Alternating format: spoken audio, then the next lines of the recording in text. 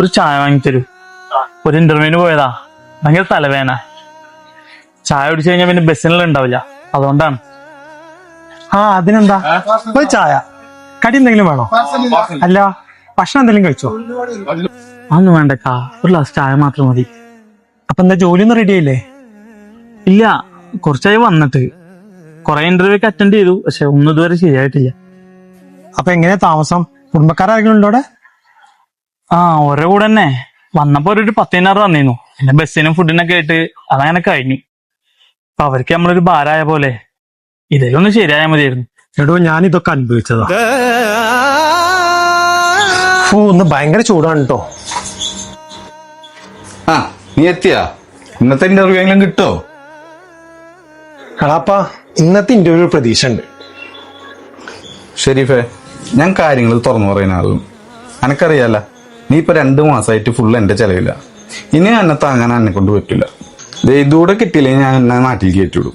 എന്തോ ഭാഗ്യം കൊണ്ട് ആ ഇന്റർവ്യൂ അന്ന് എനിക്ക് കിട്ടി. അന്ന് തന്നെ ഞാൻ അക്കോമഡേഷനിലേക്ക് മാറും ചെയ്തു. 1 മാസം കഴിഞ്ഞ് ശമ്പളം കിട്ടിയപ്പോ ഞാൻ എന്റെ അളാപ്പാനെ പറ്റി ഞാൻ ഒന്ന് കണ്ടു.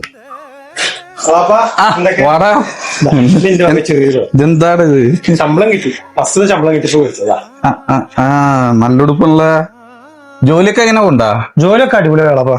പിന്നെ കളപ്പാ, ഇത് ഞാൻ 2 മാസം നിന്നെ റൂം റെന്റും കറണ്ട് ബില്ലും ഫുഡിന്റെ ഒക്കെ പൈസ കേട്ടോ. എന്തിനാണ് ഈ കായൊക്കെ ഇപ്പൊ തരുന്നത് മോനെ? ഇളയപ്പ അന്ന് അങ്ങനെ ഒന്നും ഉദ്ദേശിച്ചല്ലടാ പറഞ്ഞത്. ഒന്നുമില്ലാതിരുന്ന സമയത്ത് എന്റെ വാപ്പയോ ഇളയപ്പനെ ഇവിടെ കൊണ്ടുവന്ന് രക്ഷപ്പെടുത്തി. കളപ്പാ, ചെറുപ്പത്തിൽ എന്റെ ഇപ്പൊ പറഞ്ഞു പഠിപ്പിച്ചിട്ടുള്ള ഒരു കാര്യമുണ്ട്. എന്താണെന്നറിയോ? ജീവിതത്തില് ഉയർച്ചയും താഴ്ചയൊക്കെ ഉണ്ടാവുന്നു, പക്ഷെ ഒരു കാരണവശാലും ബന്ധങ്ങൾ കൈവിടരുത്. പൈസ കൊടുത്തു കഴിഞ്ഞാൽ നമുക്ക് എന്തും കിട്ടും, പക്ഷെ ബന്ധങ്ങൾ പോയി കഴിഞ്ഞാൽ പിന്നെ തിരിച്ചു കിട്ടാൻ വലിയ പാടാ.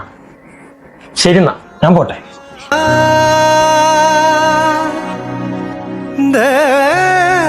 ഒരു ടെൻഷൻ അടിക്കണ്ട, ഒക്കെ റെഡിയാവും. എന്നാ ഇതിന്റെ കാർഡാണ്, എന്തെങ്കിലും ആവശ്യമുണ്ടെങ്കിൽ വിളിക്ക് കേട്ടോ.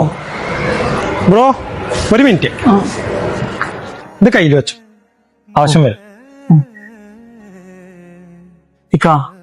ഞാൻ ഒന്ന് കെട്ടിപ്പിടിക്കട്ടെ.